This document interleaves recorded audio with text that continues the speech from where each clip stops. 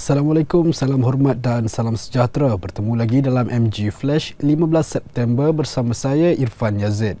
Kita ke berita utama. Negara kehilangan seorang pemimpin yang hebat, bapa penyatuan masyarakat India.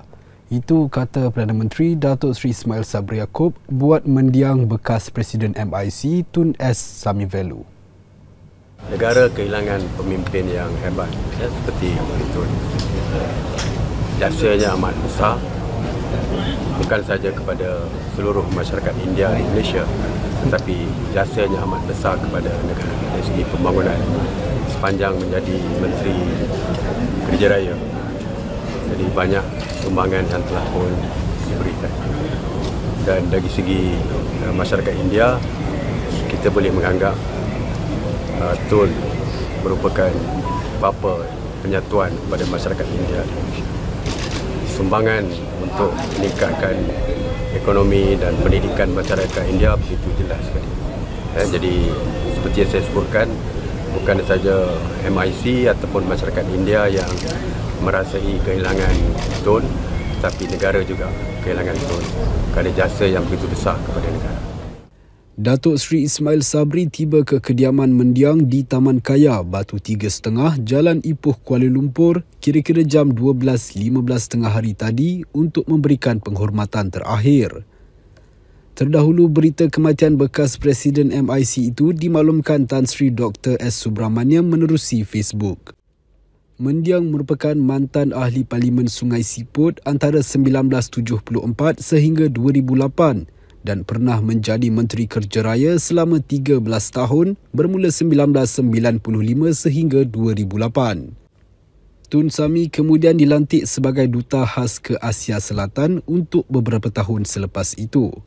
Upacara pembakaran mayat dijadualkan akan berlangsung pada pukul 4 petang esok di Jalan Kuari Ceras. Pinjaman Perbadanan Tabung Pendidikan Tinggi Nasional PTPTN kepada golongan M40 dinaikkan daripada 75% kepada 100%. Perdana Menteri Datuk Seri Ismail Sabri Yaakob berkata kerajaan juga bersetuju memberi pinjaman komputer riba kepada peminjam PTPTN daripada keluarga berpendapatan menengah. Perdana Menteri berkata persetujuan itu merupakan antara 3 pengumuman yang dibuat untuk pelajar universiti. Beliau berkata demikian ketika berucap merasmikan Majlis Penutup Program Semarak Patriotik Institusi Pengajian Tinggi IPT 2022 di Stadium Pavilion Universiti Pertahanan Nasional Malaysia UPNM hari ini.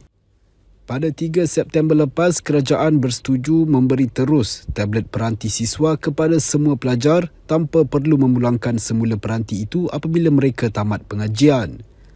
Datuk Seri Ismail Sabri turut memaklumkan jualan murah juga akan diadakan di setiap IPT mulai Oktober selepas mahasiswa memasuki semula universiti. Katanya langkah itu diambil memandangkan kos sara hidup masih tinggi termasuk dalam kalangan mahasiswa. Sementara itu, beliau turut menyeru seluruh pelajar untuk memberikan komitmen dalam memartabatkan bahasa Melayu. Beliau berkata pengarah filem tersohor negara, Yuwei Saari, telah memecahkan tradisi festival filem antarabangsa di Moskow apabila menyampaikan ucapan dan mengumumkan nama pemenang menggunakan bahasa Melayu di Rusia. Datuk Seri Ismail Sabri turut meluahkan rasa bangga apabila anak jati Muar Johor, Sam Lim, turut bertutur dalam bahasa Melayu dalam ucapan sulungnya pada sidang Dewan Perwakilan Australia pada 7 September lalu. Katanya ini adalah satu cara untuk menyatakan kecintaan kepada negara. Sultan Selangor Sultan Sharafuddin Idris Shah berkenan agar bendera negeri Selangor dikibarkan separuh tiang bermula Sabtu hingga Isnin ini. Setiausaha Kerajaan Negeri Selangor Datuk Haris Kasim berkata ia bagi menzahirkan hubungan baik baginda dengan Ratu Elizabeth II.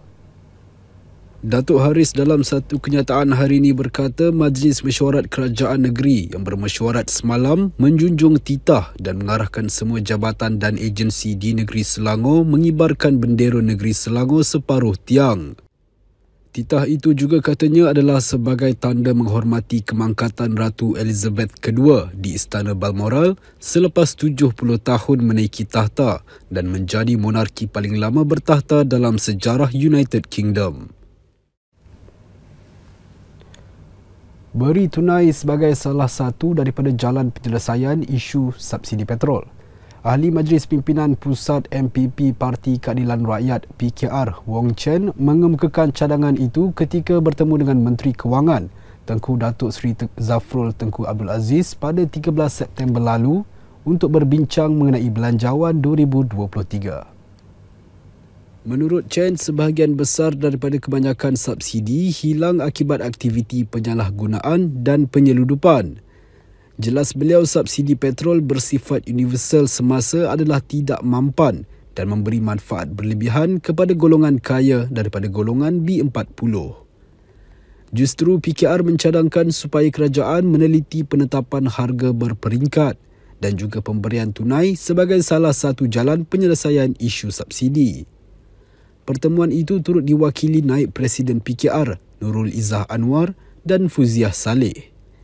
Parti itu juga menggesa kerajaan untuk mula meneroka sumber hasil lain yang lebih progresif berikutan jumlah subsidi yang meningkat kepada RM77.7 bilion. Ia termasuk mengenakan cukai keuntungan modal ke atas saham dan cukai harta pusaka.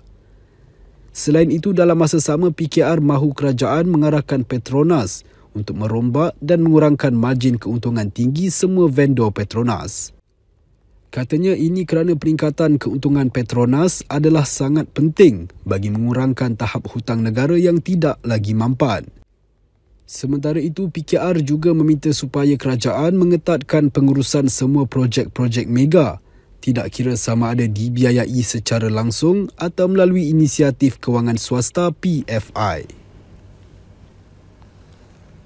Baiklah, berita selanjutnya.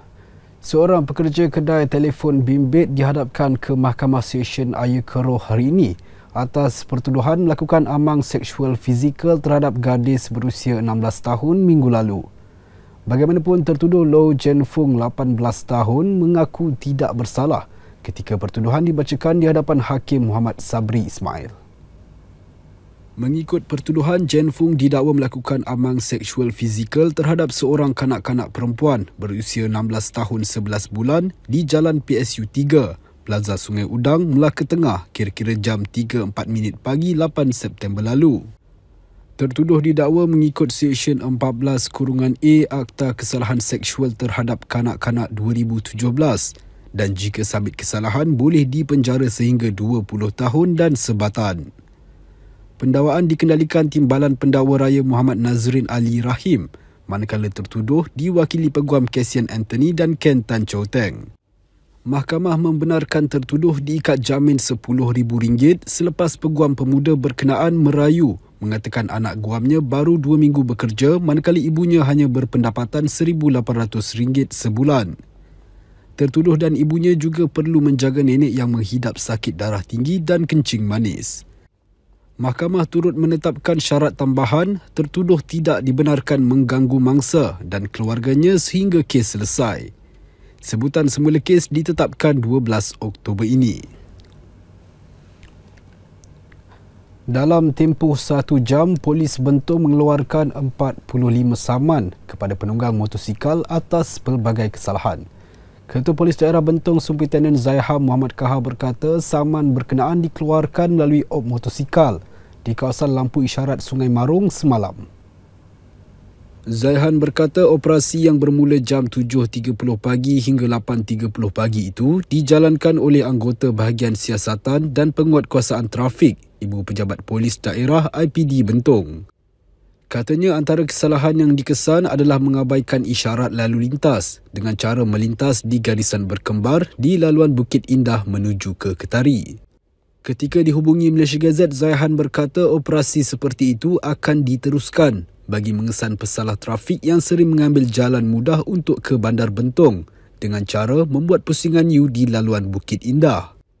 Pihaknya juga telah menerima aduan dan rungutan orang ramai berkaitan penunggang motosikal yang membuat pusingan U di celah-celah kenderaan menuju ke Ketari. Baiklah, sekian dahulu MGU Flash buat masa ini. Teruskan bersama kami untuk mengikuti perkembangan dari semasa ke semasa. Hanya di platform media sosial di Malaysia Gazette di Facebook, Twitter, Instagram dan YouTube atau melalui portal di www.malaysiagazette.com. Assalamualaikum dan salam hormat.